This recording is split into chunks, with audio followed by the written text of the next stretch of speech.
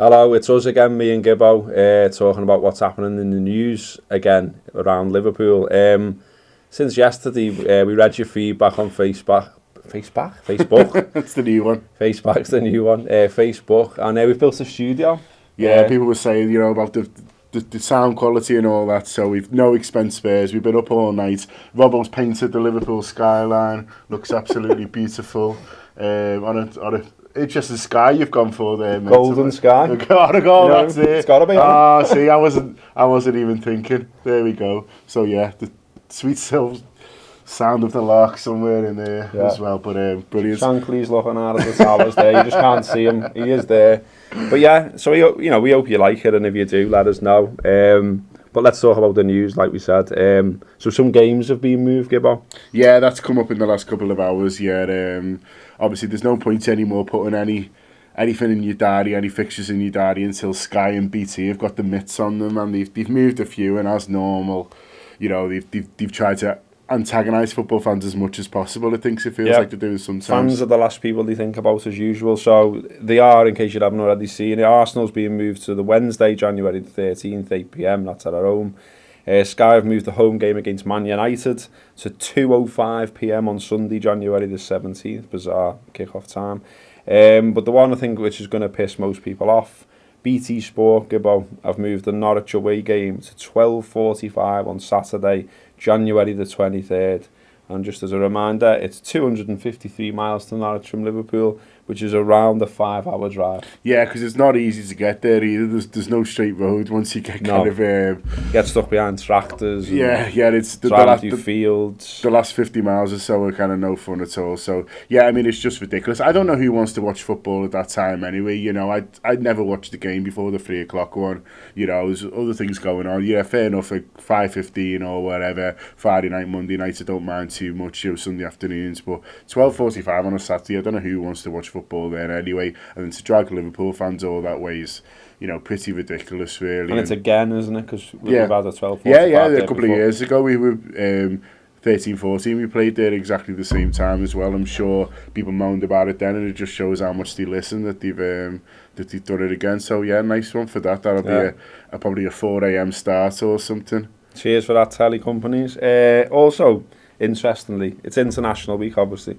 There's a behind closed door friendly taking place probably about now. We're playing Wolves apparently, and among the starting players are Moreno, Lovren, Torre, Coutinho, Lucas, Firmino, Teixeira, and Allen, the Brazilian one, not the.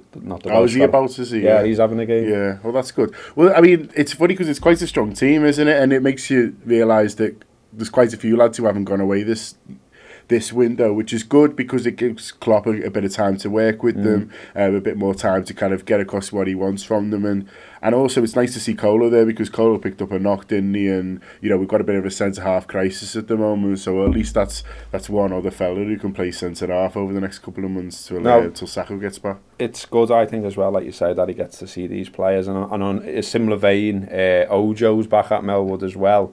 He's still on loan at Wolves, but he's just come to train to have a chat with Klopp, I think. And he's done a little interview with the Echo. He says Klopp's told him to keep his head down, keep working hard.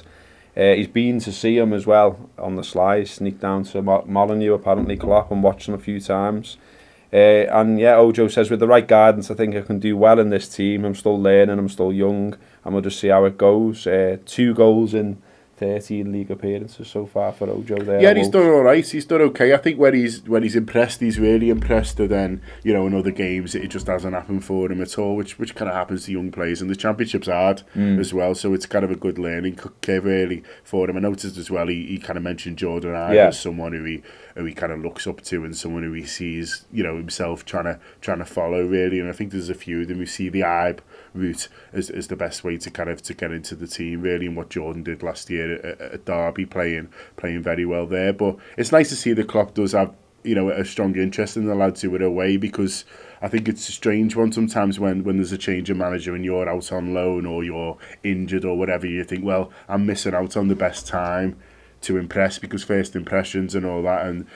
But I noticed Ryan McLaughlin saying similar things as well, and he's done it with Harry Kent as well, pulled him back from his loan just for a week or so, just to kind of have a look at him, because a lot of the Wolves players will be out or away on international duty as well. So it's a chance for, maybe not too much happening at Molineux, and there's a chance to get him up here, get him training, and make him feel involved, really. And I think that's really key for players out on loan, especially ones who maybe aren't playing every week or just coming off the bench, and keeping them involved and keeping them feel like they're still part of Liverpool, and that you're watching them as well, because you don't want you could be playing out at Wolves or something and think, is anyone really noticing what I'm doing? But the manager obviously is, and is making them feel. I'm sure that'll give them all a boost. Well, it doesn't seem like it's a token thing either, does it? Because what you're on about, Ryan McLaughlin said, he said like the man that Klopp knew about him, didn't he? He knew how he'd been getting on. He knew about a little bit of history, and sort of made him feel good, made him think, hello, maybe I can get a go.